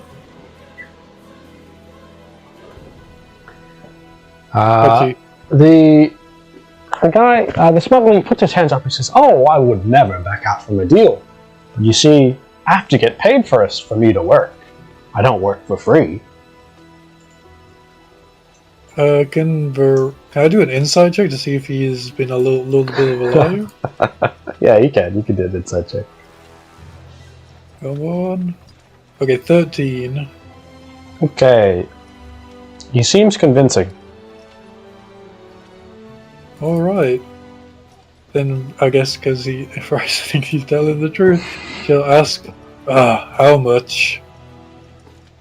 He scratches and he says, normally it's 50 per person, but because it's weekend hours, we'll make it 70.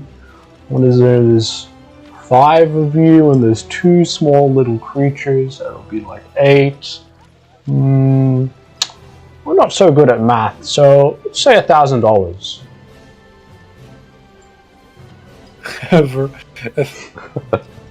Barassa will count out and say, here, 1,000 silver, and pass it to him. He says, no, it's gold. 1,000 gold, he says. Costs 200 gold to keep this ship running.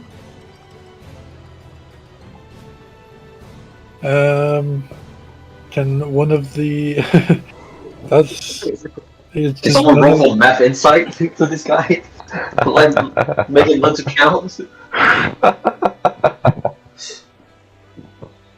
Barassa will detect the price seems very steep all of a sudden. And we'll look at Tori confused, considering Tori smuggled a lot more for a lot less. To more dangerous areas. But Tori, that seems a bit much. Tori confirms, and she says, she whispers to you, and she says, I think he's ripping you off. She says, the price should probably be maybe 300. Barassa will say, you're only getting 250 gold for trying to rip me off. If you try again, I'll be unwinding this with your head. Basically, the crane. Yeah. She's knowing that she has a bit of a headache, so she's kind of grumpy. Yeah. You can make an intimidation roll. Alright. See how intimidating you can be. She gets a 16. 16? Okay. So, the Smuggler wholeheartedly believes you that he will be gutted and unwinded, just like the crane. And he nods profusely and takes the money given. And he says, sure. Anything you say. Please, come on. He says, you guys will have to hide in one of the crates, though, he says. Okay. It'll be a short ride, maybe 10, 15 minutes, just to reach the back of the big ship you guys will be going on to. Okay. Varessa will remind him not to be a wise guy next time, and then she'll go on the ship. He gives you a grin with some of his gold teeth. Some of his teeth are missing, and he says, gotta make money somehow. Guess we'll each get into a crate then, and go to the... Right. Okay, so the party sneaks onto one of these quote-unquote supply boats for imported goods, exporting goods into Saltmarsh. And the smuggler steers the ship.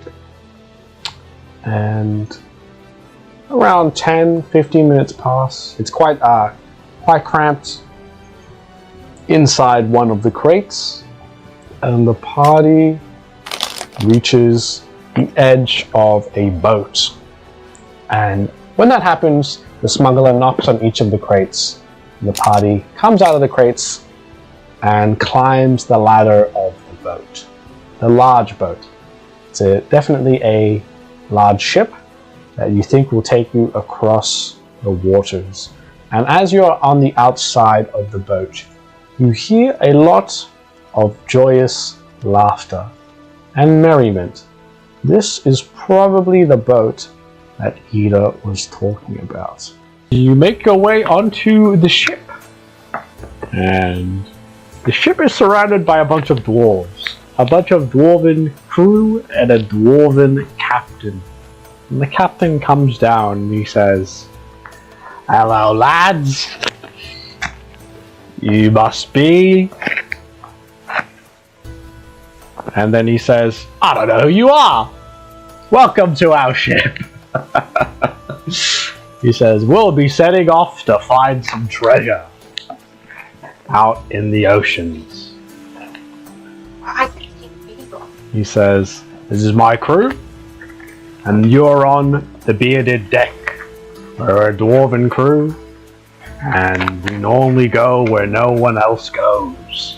We're tough as bolts, so you'll have to be tough as well. If you wish to ride with me, there's no fee. You just have to be happy."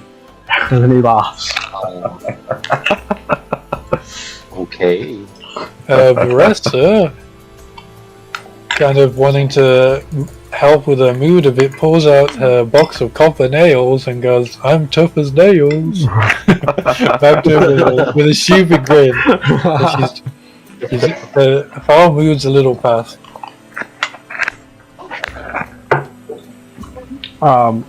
The captain, he says, "You can just call me Beard.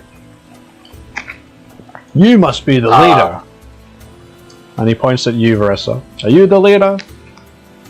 Varessa nods and says, "Yes, I am Lady Varessa, but you may call me Varessa." He says, "Good. I have no ladies on this crew. It's actually a rule." He says, "Do you care to play a drinking game with me, Varessa? It's a bit of an induction we do."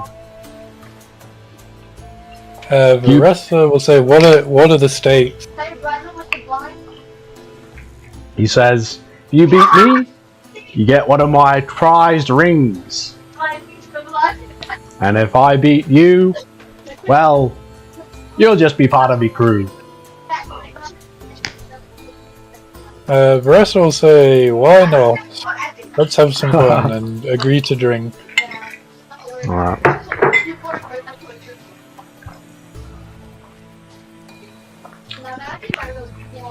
So the captain, Beard, he mentions over to one of his dwarven crew, and he says, "Grab the keg."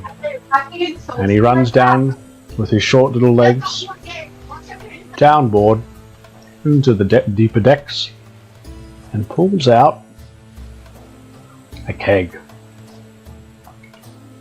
Keg filled with presumably alcohol. And I should have it right here. Okay. Pulls out a big keg on his back and waddles over to the party. Places the keg right in between Baressa and Beard. And he says, "Alright, this is some of our fine dwarven beer." And he cracks it open, pours a bit into his cup, and it smells, quite literally, like piss. You're almost convinced that the dwarves have peed into this barrel and are now serving it to you as beer. The smell is very pungent, and it smells like someone ate eggs, asparagus, and onions and peed it out. It stings your nostrils. And the Captain Beard, takes a big gulp, and he says, "Ah, that's the stuff. Wish I could have another one, but you first." And he hands the wooden mug over to you, Varessa. Alright, Varessa was a bit doubtful after seeing him drink from it as well. She will take a drink as well. Because she thinks it's probably just low quality beer because she doesn't usually drink beer. Yeah. So she'll assume because he drank from it, it's okay. So she will take a drink as well. Okay. As you drink the beer, Varessa, the taste is quite deceptive. Because from the aroma, you would assume it would taste disgusting, but it seems to taste like honey. It's very honeyed, and I'm not sure if you've had alcohol before, Varessa, but it reminds you of honeyed wine, despite it being beer. She's had like wine and other stuff before, so yeah. Yeah, it has a very sweet taste, and it doesn't taste like piss at all. You find it quite pleasing to your palate. She will toss the mug back to him after slamming it down. Alright. He grabs the mug and pours another pint for him to scull down. Quite a few, actually. And afterwards he says, "I think this will be your last one." And he throws the mug back at you. And if you're going to take another drink, you'll have to make a constitution check. Okay, Marissa will take another drink. Let's see what we get. Oh, no. She gets a 7. Jeez. You start feeling very tipsy and very lightheaded. Can Marissa secretly cast Cure? Would Cure Wounds do anything for her on herself? No. So it would not. Nope. It will not help you. What if she did a creative use of Featherfall? Just kidding. So you're still standing, but you feel like if you were to drink more, you would surely pass out. Okay, she'll toss the mug back to him and say, "Still standing." she'll be wobbly. Slurring her words. All right. The Captain Beard just gives a big grin and he says, "Still standing indeed." And then he pours another round for himself, gives it a big gulp, and then he says, "Now, are you sure you want another one?" I don't want to be cleaning up sick from the deck. If I pass another con check, will I stay standing? Or will I just pass? You will. You will. Okay. She's gonna take another drink then. Okay, so he throws it back. Gonna roll a con again. Oh geez, she got a 6. She is over the edge of puking. You begin to basically black out, and then you fall to the ground. And Rufus and Tori help catch you as you fall to the ground. And Captain Beard just has a hearty laugh, and he says, I like this one. And then he looks over towards you, Glauve, and No More, and he says, you guys can go with me crew. You can sleep there if you want. We have some hammocks down here. We don't like to sleep in beds, we dwarves. We like to be a bit off the ground, feel a bit high, he says. You can take her there and have a rest. But you'll have to help me crew out with the sailing from time to time. He says, who knows what happens in these waters. And Ressa, you are taken down by Rufus and by Tori into the lower decks. Basically to just rest. Alright, Bims will just stay on her chest while she sleeps, and I'll lay on top of her while she sleeps. Yep. It off, I guess. Oh, good. Now, hopefully, this shows the other section of the deck, because this is partitioned. So I think it'll have to be you, and then you. Alright. I can see like an edge of there. But you can't go across. Oh, you can't move? Well, I tried to move and then I got stuck in the... Oh, really? There must be a wall, let me... Oh, I got stuck in it and I can't even move it off the wall. Haha, it's actually pretty funny. Let me move you guys individually then. To below deck. Over here. Hopefully you're not completely blind. We can barely see, like there's like a ring here. Okay. That's what we Let can me see. put a torch down. There we go, we can see it all. Alright. Actually, I'll just turn this off and then... Yeah, that's better. Okay. Alright. So you're placed on one of the hammocks, Marissa. And we'll just have Bims and we'll have Rufus and Toria feeling a little bad about leaving you behind, so we'll have them look over you at the moment. Like, where is Rufus? There he is. Okay. And No More, you are basically by yourself at the moment. Clave, you're just resting on one of the hammocks. What would you like to do, No More? We'll have you, like, do whatever you want, and then we'll wrap up this session.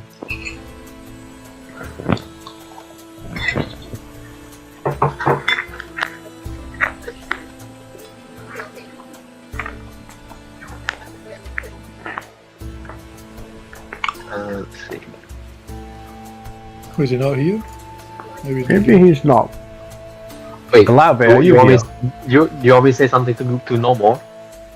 No, Glauber, you can go exploring if you want. Glauber, are you on a computer at the moment?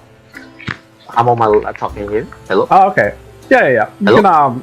can, yeah, I can hear you. Oh, okay. You can go exploring on the ship if you like. Basically, the party's just resting. Yes, sir. I would like to explore. Maybe even spread my my goddess around a little bit. You know what I mean? Hey, good stuff. Good stuff. Yes, sir. All right. So in this room, you just see a bunch of fat-bellied dwarves laying from a bunch of hammocks. And if you would like to spread your goddess, you can make a religion check.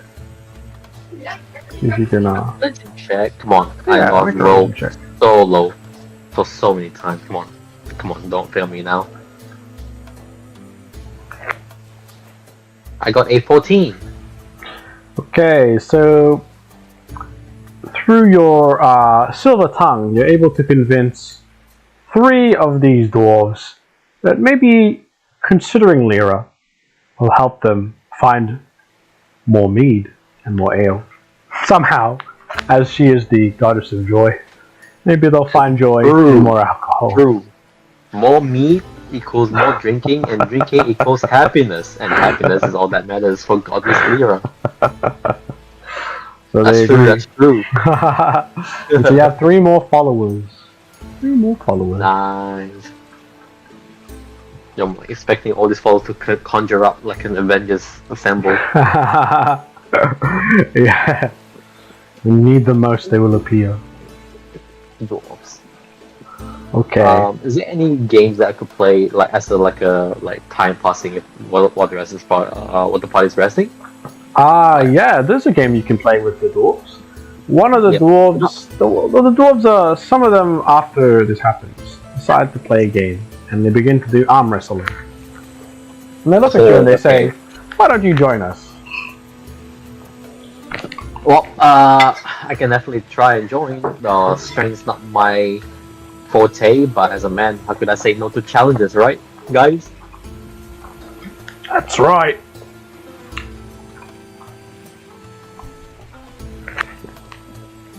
Damn, a strength challenge. That would have been perfect for Verizon. Let's see. They say, "We dwarves do it a little bit different on this ship, though. We have an arm wrestle, but in the middle, you'll have to do something else." What do you do? Well, with one arm, we do an arm wrestle. With the other arm, we do paper, scissors, rock. Interesting. Is this game from your culture, or is it something that you made up on your journey? Well, Pebble over here hit his head a little too hard. He kept on doing paper, scissors, rock. So we figured we'd incorporate it into the arm wrestling, since he likes it so much. Alright, so if you want to do the dwarven arm wrestling game, you'll have to do a strength check and an insight check. Oh boy. Might as well, what am I gonna lose? Let's see, strength check, right? Mm-hmm. Come on, that 20. I got a 0. For strength. On strength, and I got a 21. 17 plus 4 on 21 on insight. Alright. So, one of the dwarfs slams your arm into the table, and it really hurts. You can't even use your arm anymore. It doesn't break, but it's really, really sore, and you can't use it anymore at the moment. But you win the paper, scissors, rock. And the dwarf looks at you stunned. He says, "I've never seen a human so weak before. It's normal for your kind. I thought elves were weak." Well, each of us has our own specialty. Like, for example, if you want to fight Rufus, then you might have a bit more challenge. But if you need me for any, protection against magic, like dark magic and that kind of stuff, I'm okay, I'm strong. He says, "Why? Must be ashamed to be so weak. Why don't you take this? Maybe it'll help you." And he gives you a bean.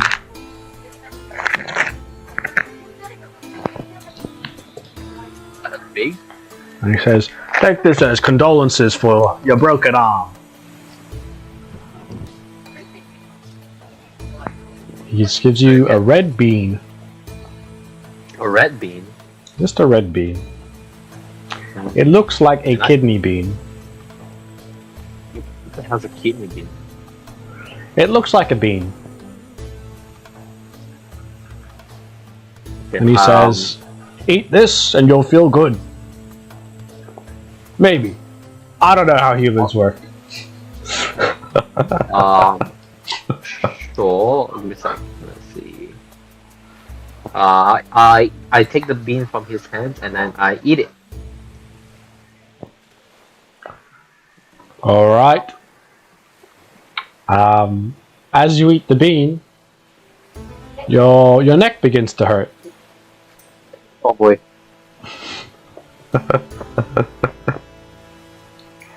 And that's about it. I think it's a good place to wrap up the session. That's it. My neck hurts. I was expecting something more. We'll see what happens. But your neck is definitely hurting. But yeah, so during the session, the party was able to escape from the guards, and then they were able to meet up with the smuggler to let them onto the ship to the bearded deck. A group, or a ship crew filled with dwarves that will lead them to the Emperor of the Waves. At the moment, they're just resting, and it's reaching nighttime basically. Nighttime's coming soon. And hopefully the voyage is uneventful and nothing bad happens. Smile. Double smile. Alright. Thanks for coming, guys. Nice short session. I didn't want to do too many hype things. Wanted to save that for everyone else to come by. Yep. So, should be good. Should be good. Honestly, didn't expect 2 nat 1s during the chase scene. That was interesting. I think it was like the game was like, hey guys, this guy just did something smart and he's gonna get away, so let's just punish this little rat for being smart, eh? Punch him in the head. Thankfully Moon came back for me. Yeah. Oh, I'm sure no more would have come for you if they knew what was happening to you. Man, that nat 1, huh? I wonder what happened when I rolled the nat 1. You rolled a nat 1 and it punished your party member, not you. Whereas I rolled a nat 1 and it only punished me.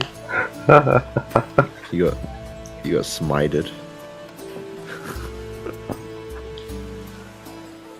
I must have smashed too many cabbage carts, I guess.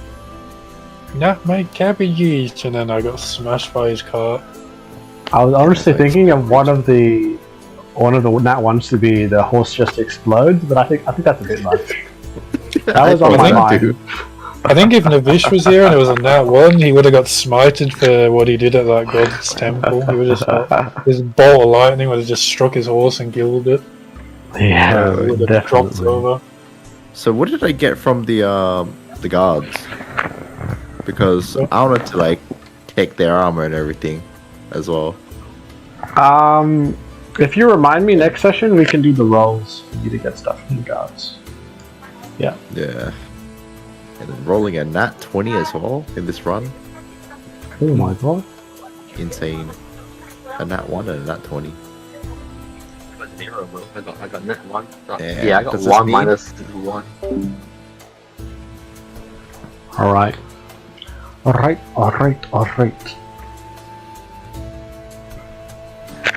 This is a short session, but we were down like 3 people. 3 people? 2 people. 2.5. So, you know, pretty good. A bit of a short session, of course, but chasing was pretty fun. Chase, it's an interesting mechanic. I don't know if I want to bring it back. Maybe I'll bring it back. I think it needs to be more. I don't know. Maybe it needs to change a little bit. But I have a lot planned for the future of the sessions. A lot planned. And I think it'll be good. It'll be good. This module, this adventure, it's pretty trash, to be honest. So we'll have to see what I can do to spice it up. It's quite bare bones. Like the traveling ship to the Emperor of Waves, not even in the module. It just says you just take a ship, go to the Emperor of Waves, and then you reach it, and then that's it. It's literally like one dungeon, and then you go through it, and then it's a short one too. So I guess this is one of those really short modules. Maybe it's like a one-shot. Honestly, I can see this module being a one-shot. So I think we'll probably have it done by either this next session or the session after. But yeah, should be fun. I don't think we've had combat for like real proper combat for no more, because I think that'll be fun. But I don't even know if we'll get to it in the next session. We'll see. But D&D, good as usual. Tomorrow I would like to stream, but I can't. So I'll probably stream the day after. I think the day after, and I'll probably be a bit earlier than when I started the stream. Or maybe the same time. I'm thinking a bit earlier. Yeah, it'll be a bit earlier. So 2 days from now, Wednesday for me. And then from then till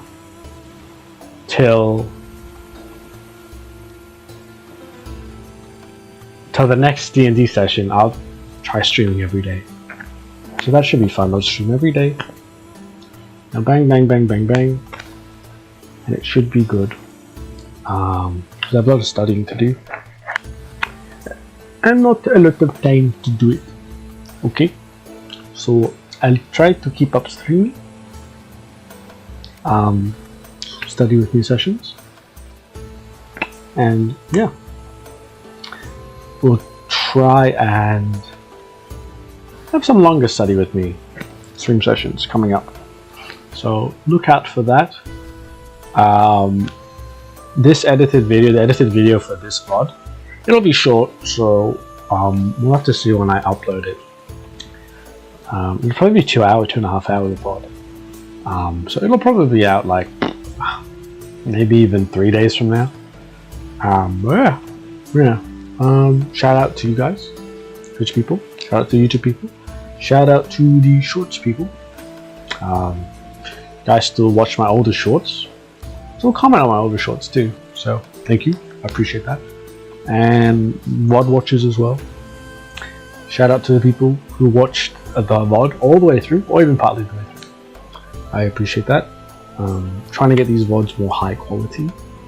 So that's like better editing. Maybe I'll try to add some more transition.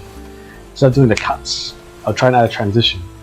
Like when it goes from like one part to like ahead to another part. Just so it looks a little less scuff.